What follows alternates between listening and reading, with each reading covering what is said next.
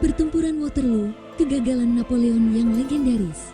Bayangkan seorang jenderal yang tak terkalahkan, seorang pemimpin yang ditakuti dan dihormati, menghadapi kejatuhan terbesarnya.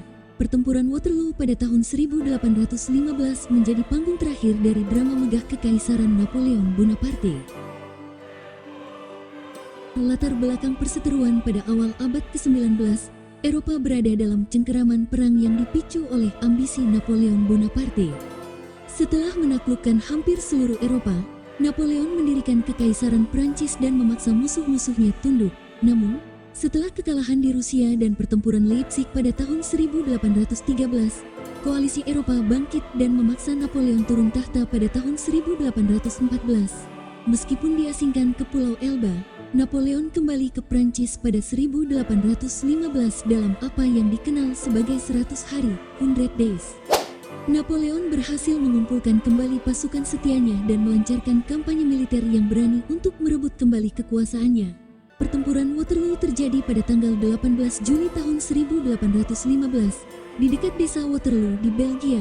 Pasukan Napoleon berjumlah sekitar 73.000 tentara, sementara pasukan koalisi ketujuh yang dipimpin oleh Duke of Wellington dan Jenderal Prusia Gebhard Leberecht von Blücher memiliki sekitar 118.000 tentara. Pertempuran ini adalah hasil dari banyak faktor, baik internal maupun eksternal. Secara internal, Napoleon harus menghadapi kenyataan bahwa pasukannya tidak lagi sekuat dahulu. Kekalahan sebelumnya telah melemahkan moral dan persenjataan mereka. Secara eksternal, koalisi ketujuh telah belajar dari kesalahan masa lalu dan bersatu dengan tekad untuk menghentikan Napoleon sekali dan untuk selamanya. Pertempuran Waterloo adalah perseteruan yang menguras energi. Dengan setiap sisi berjuang mati-matian, pasukan Prancis melancarkan serangan sengit yang awalnya terlihat sukses. Namun, hujan lebat malam sebelumnya membuat medan berlumpur, memperlambat gerak maju pasukan Napoleon dan artileri mereka. Intrik dan politik juga memainkan peran penting dalam pertempuran ini. Duke of Wellington harus terus-menerus berkomunikasi dengan pasukan Prusia untuk memastikan koordinasi serangan. Di sisi lain, Napoleon terganggu oleh pengkhianatan di dalam negeri dan ancaman dari luar. Strategi cerdik Wellington yang mengulur waktu sampai pasukan Prusia tiba menjadi kunci kemenangan koalisi. Salah satu momen penting adalah serangan kavaleri Prancis yang dipimpin oleh Marsekal Michel Ney.